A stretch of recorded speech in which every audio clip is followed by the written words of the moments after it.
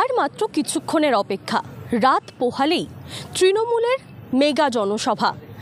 তৃণমূলের জনগর্জন সভা, যা আগামী লোকসভা নির্বাচনকে পাখির চোখ করে তৃণমূলের প্রথম মেগা প্রচার বলা যেতে পারে। আমরা এই মুহূর্তে দাঁড়িয়ে রয়েছে ব্রিগেড প্যারেড গ্রাউন্ডে এবং এখন যে প্রস্তুতিটা দেখতে পাচ্ছি সেটা কিন্তু একেবারে শেষ মুহূর্তের প্রস্তুতি। আমরা দেখতে পাচ্ছি যে ব্রিগেড প্যারেড গ্রাউন্ড কিন্তু সেজে উঠেছে একেবারে তৃণমূলের পতাকা, পোস্টার এবং তৃণমূলের যে প্রতীকী চিহ্ন, সেই প্রতীকী চিহ্নের মাধ্যমে। পাশাপাশি এখানে আমরা যেটা পেছনে দেখতে পাচ্ছি, এখানে কিন্তু রয়েছে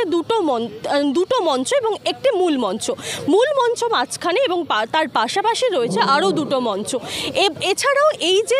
ব্রিগেড হচ্ছে তৃণমূলের জনগর্জন সভা, সেই সভার একটা কিন্তু চমক রয়েছে, যে চমকটা কিন্তু আরও আমরা যে বিগত ব্রিগেড দেখেছিলাম, বিভিন্ন দলীয় সমাবেশ যেগুলো হয়েছিল, সেই সমস্ত ব্রিগেডগুলো কিন্তু আমরা এই চমকটা দেখতে পাইনি। যেটা হচ্ছে একটা র্যাম্প, প্রায় 330 থেকে 340 ফুট লম্বা একটা র্যাম্প তৈরি করা হয়েছে এবং সেটা মূল মঞ্চের সঙ্গে একেবারে সামনের দিকে যেখানে জনগণ বসবেন সেই জায়গা পর্যন্ত পুরো একেবারে কানেক্টেড এবং প্রায় 200 ফুট আসার পরে সেটা বাম দিকে এবং ডান দিকে কিন্তু কিছুটা বিস্তৃত হয়ে গিয়েছে, যার ফলে এই র্যাম্পটা ব্যবহার করা হবে মূলত যে সমস্ত কর্মী সমর্থকরা ব্রিগেডে আগামীকাল আসবেন, তারা যেখানে বসবেন সেই জায়গাতে সরাসরি পৌঁছে যাবেন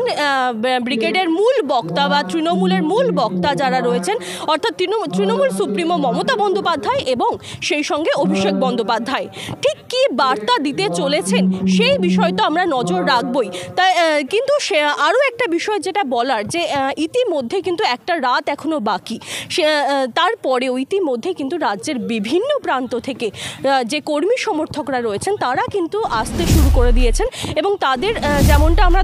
দেখে থাকি যে তৃণমূলের যে কোনো জনসভার যে সমস্ত কর্মী সমর্থকরা বাইরে থেকে আসেন বা বিভিন্ন জেলার বিভিন্ন প্রান্ত থেকে আসেন, তাদের জন্য যেরকম থাকা এবং খাওয়ার সুব্যবস্থা করা হয়, ঠিক তেমনটাই এবারের ব্রিগেডের ক্ষেত্রেও কিন্তু তার ব্যতিক্রম নয়। তবে যে বিষয়টা সবথেকে বেশি গুরুত্বপূর্ণ সেটা হচ্ছে যে আমরা ইতিমধ্যেই দেখে নিয়েছি যে বিজেপি, যে ভারতের প্রধানমন্ত্রী কিন্তু ইতিমধ্যেই পশ্চিমবঙ্গে বেশ কয়েকটা দফায় সভা করে ফেলেছেন লোকসভা নির্বাচনকে সামনে রেখে। তার ফলে এই যে আজকে আগামীকালের ব্রিগেড, যেটা রাজ্যের শাসক দলের ব্রিগেড, সেটা যে তার একটা পাল্টা জবাব প্রধানমন্ত্রীর বা বিজেপির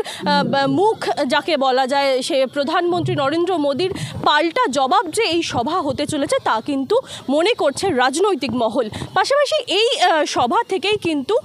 লোকসভা নির্বাচনের 2024 লোকসভা নির্বাচনের একটা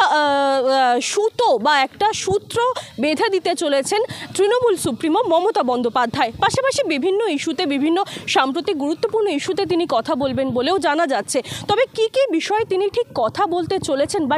তিনি এই মঞ্চ থেকে জনসাধারণকে বা তার কর্মী সমর্থকদেরকে কী বার্তা দিতে চলেছেন সেই দিকেই কিন্তু নজর রাখবো আমরা। আর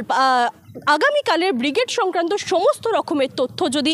আপনারা জানতে চান বা সমস্ত রকমের তথ্য পুঙ্খানুপুঙ্খভাবে জানতে নজর রাখুন ডিএনএন বাংলায়। ডিএনএন বাংলা, সবার মনে, সবার ফোনে।